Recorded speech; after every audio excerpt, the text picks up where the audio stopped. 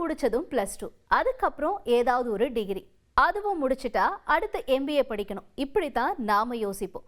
ஆனா இப்ப MBA ஏராலாம் முடிஞ்சிடுச்சு, தொழில் திறன்களை வளர்த்துக்கோங்க அப்படின்னு சொல்லியிருக்காரு ஒருத்தர். இதை கேட்கும் போதே ஷாக்கிங்கா இருக்குல்ல. யார் அவங்க, எதுக்காக இப்படி சொல்லியிருக்காங்கன்னு விரிவா பார்க்கலாம் இன்றைய டீப் டைவ் தொகுப்புல. நான் அஞ்சலி.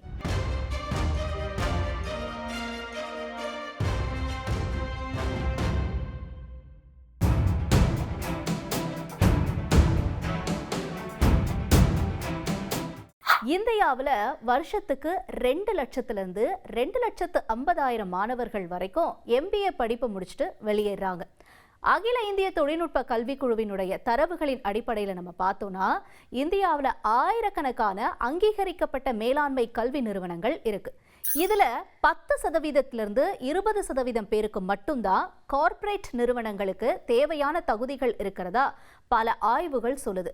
அதே மாதிரி Tier 1 அப்படின்னு சொல்லுவாங்க, ரொம்ப பிரபலமான, ரொம்ப அடிப்படை வசதிகள் இருக்கக்கூடிய, தரத்துல முதல்ல இருக்கக்கூடிய கல்லூரிகளை படிக்கக்கூடிய சுமார் 5000 7,000 மாணவர்களுக்கு உடனடி வேலை வாய்ப்பும் மிக உயர்ந்த சம்பளமும் கிடைக்குது. ஆனா Tier 3ல இருக்கக்கூடிய கல்லூரிகளை படிக்கக்கூடிய மாணவர்களுக்கு சரியான வேலை கிடைக்கிறதுல நிறைய சவால் இருக்கு அப்படின்னு சொல்லப்படுது. இப்ப இருக்கக்கூடிய நிலவரப்படி நம்ம பார்த்தோம்னா, மாணவர்கள் நேரடியா கல்லூரிக்கு போய் போஸ்ட் கிராஜுவேட்டை படிக்கணும் அப்படிங்கிறத விரும்பல. அதுக்கு பதிலாக வேலை செஞ்சுக்கிட்டே தான் இப்ப நிறைய பேர் MBA படிச்சுக்கிட்டு இருக்காங்க. அது MBAனாலும் சரி, MBA எக்ஸிக்யூட்டிவ் அப்படிங்கிற படிப்புனாலும் சரி, இதை தான் தேர்ந்தெடுக்கிறாங்க. இந்த நிலையில தான் டிகிரி மட்டும் இனி போதாது, வேலை வாய்ப்பை இது மட்டுமே உறுதி செய்யாது. இளைஞர்கள் தங்களோட வழக்கமான கல்வி பாதையையும் அடுத்து என்னோட கோல் இதுதான் அப்படிங்கிறத மறுபரிசீலனை செய்யணும் அப்படின்னு சொல்லி இந்தியாவினுடைய தலைமை பொருளாதார ஆலோசகர் வி அனந்த நாகேஸ்வரன் அட்வைஸ் பண்ணியிருக்கார். இந்த அட்வைஸ் தான் இப்ப சமூக வலைதளங்களை பேசு பொருளா இருக்கு. அனந்த நாகேஸ்வரன் யாரு? தமிழ்நாட்டை சேர்ந்தவர். இந்தூர்ல இருக்கக்கூடிய IIMM நிறுவனங்களையும் சிங்கப்பூர் மேலாண்மை பல்கலைக்கழகத்திலையும் பொருளாதார பேராசிரியரா பணியாற்றியிருக்காரு. அதே மாதிரி கிரியா பல்கலைக்கழகத்துல டீனாகவும் இருந்திருக்காரு. சுவிட்சர்லாந்தை சேர்ந்த ஜூலியஸ் பேர் உள்ளிட்ட முன்னணி முதலீட்டு வங்கிகள்ல மூத்த அதிகாரியாவும் ஆராய்ச்சி தலைவராகவும் இருந்திருக்காரு. இந்திய பிரதமருக்கான பொருளாதார ஆலோசனை குழுவில் 2019 2021 வரைக்கும் பகுதி நேர உறுப்பினராக செயல்பட்டு வந்தவர். ஜனவரி 2022 இந்திய அரசினுடைய தலைமை பொருளாதார ஆலோசகராக நியமிக்கப்பட்டு இன்னைக்கு வரைக்கும் அந்த பொறுப்பை வகிச்சுட்டு வராரு. இளைஞர்களுக்கு எப்பவுமே நல்ல ஆலோசகரா இருக்க இவரு சமீபத்துல ஒரு நிகழ்ச்சியில பேசினப்ப, பல மாணவர்கள் தாங்கள் படிக்கக்கூடிய கல்வி தகுதிகள் எல்லாமே எதிர்காலத்துல ஒரு நிலையான வேலை வாய்ப்புகளா மாறுமா அப்படிங்கறத முழுசா புரிஞ்சுக்காம பட்டப்படிப்பை முடிக்கிறது, மேல் படிப்பை தொடர்றது, இல்லைன்னா UPS மாதிரியான போட்டி தேர்வுகளுக்கு தயாராகிறதுலாம், ஒருவேளை நம்ம இதெல்லாம் தொடர்ச்சியா முடிச்சிட்டோம் அப்படின்னா நமக்கு வேலை கிடைச்சிரும் அப்படின்னு ஒரு விதமான கணிப்புல தான் தங்களுடைய கல்வி பாதையை இவங்க தொடர்ந்து பின்பற்றாங்க. ஆனா லாங் டேர்ம் பிசினஸ்ல ஜெயிக்கணும் அப்படின்னா பட்டங்கள் மட்டும் இனிமே போதாது.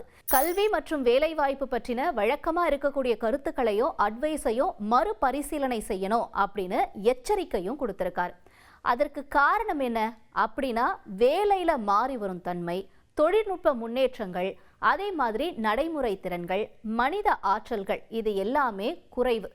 தகவமைத்துக் கொள்ளக்கூடிய திறன், இதுக்கெல்லாம் தான் இப்ப அதிக முக்கியத்துவம் அளிக்கக்கூடிய ஒரு மாறுபட்ட அணுகுமுறையை அவசியமாகுது அப்படிங்கிறதான்.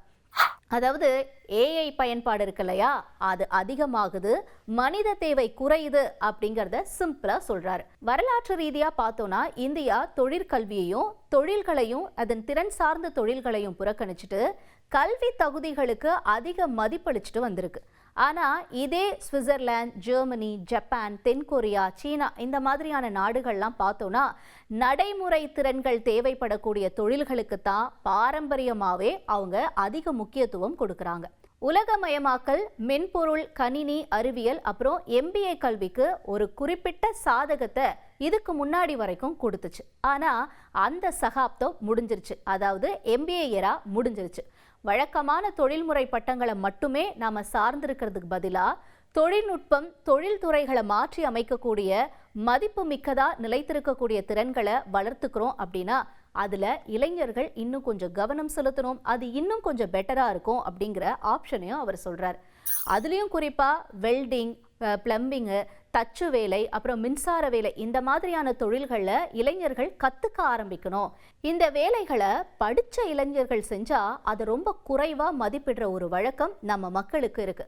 ஆனால் அது உண்மையில் தொழில்நுட்ப உதவி இல்லாம மனிதன் கை இந்த இடத்துல வச்சாதான் அந்த வேலை நடக்கும் அப்படின்னு இருக்கிற எந்த வேலையா இருந்தாலும் அதை கத்துக்கிறதுல எந்த தவறும் இல்லை அப்படின்னு சொல்றாரு நாகேஸ்வரன். இந்த துறைகளை பார்த்தோம்னா பெரும்பாலும் ஈஸியா தானியக்கமாக்கவோ இல்ல வெளிப்பணி அமர்த்தவோ முடியாத ஒரு நடைமுறை நிபுணத்துவத்தை கொடுக்கும்.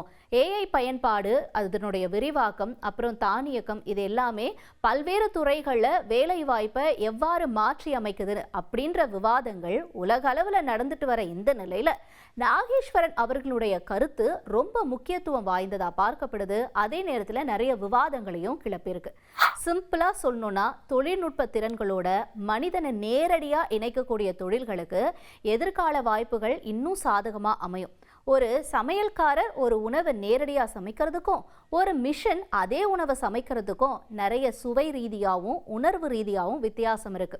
சமூக ஊடகத்தில் வரக்கூடிய ஒப்பீடுகள் மூலமா உங்களோட வெற்றியை நீங்க தீர்மானிச்சுக்காதீங்க. தொழில்நுட்பத்தில் ஈஸியாக பிரதிபலிக்க முடியாத ஒரு திறமையை நீங்கள் தெரிஞ்சு வச்சுருக்கீங்க அப்படிங்கிற நம்பிக்கை வர வரைக்கும் எந்த வேலையாக இருந்தாலும் அதை கற்றுக்கோங்க. தொழில்நுட்பத்தில் என்னதான் முன்னேற்றங்கள் இருந்தாலும் ஆலோசனை கொடுக்கறது, பராமரிப்பு, விருந்தோம்பல், இந்த துறைகள்லாம் மனிதனின் பகுத்தறிவும் உணர்ச்சிசார் நுண்ணறிவும் மட்டும்தான் தொடர்ந்து முக்கியத்துவம் வாய்ந்ததா இருக்கும். அதே மாதிரி கல்வியை போலவே உடல் நலம் முக்கியம். கல்வி அப்புறம் தொழில் தேர்வுகளுக்கு மேலா உங்க உடல் ஆரோக்கியத்தையும் இளைஞர்கள் கவனத்துல எடுத்துக்கோங்க. இந்தியா செழிப்படைகிறதுக்கு முன்னாடி அது ஆரோக்கியமற்றதா மாறி வருகிறதா அப்படிங்கிறதையும் அரசு கவனத்துல கொள்ளணும் அப்படின்னும் அவர் சொல்றாரு. தேசிய குடும்ப சுகாதார ஆய்வினுடைய முடிவுகளை பார்க்கும் பொழுது பல சுகாதார குறிகாட்டிகள்ல முன்னேற்றங்கள் இருந்தாலும் அனைத்து வருமான பிரிவினர்கிட்ட உடல் பருமன் விகிதங்கள் அதிகரிச்சிருக்கு. போதிய உடற்பயிற்சி, போதிய உடல் உழைப்பின்மை, இரவு நேரங்களில் தாமதமாக சாப்பிடக்கூடிய பழக்கம், இதெல்லாம் மாறணும். ஒரு நாட்டோட பொருளாதார வளர்ச்சிக்கு ஆரோக்கியமான குடிமக்களும் ரொம்ப ரொம்ப முக்கியம். பொருளாதார முன்னேற்றத்தையும் தொழில்நுட்பத்தையும் ஏத்துக்கிறது, உள்கட்டமைப்பு மேம்பாடு அல்லது மொத்த உள்நாட்டு உற்பத்தி வளர்ச்சி, இதன் மூலமா மட்டுமே நம்ம கம்பேர் பண்ணி அதை ஜட்ஜ் பண்ண முடியாது. உற்பத்தி திறன் மிக்க பணியாளர் குழு, உடல் அப்புறம் மனநலத்தோடு இருக்கக்கூடிய குடிமக்களை சார்ந்தும் இருக்கு. இந்தியா பெரும்பான்மையான இளைஞர் சமுதாயத்திற்கு வாய்ப்புகளை உருவாக்கக்கூடிய முயற்சியில் இருக்கும் பொழுது கல்வியில முதலீடு செய்யற மாதிரி சுகாதாரத்திலையும் முதலீடு செய்யறது ரொம்ப ரொம்ப முக்கியத்துவம் வாய்ந்தது. அதனால உங்க உடல் ஆரோக்கியத்தோட சேர்த்து தொழில் திறன்களையும் முக்கியத்துவம் செலுத்துங்க அப்படிங்கிறது தான் இன்றைய டீப் டைவ் நியூஸ்ல நாம சொல்லிக்கிறது.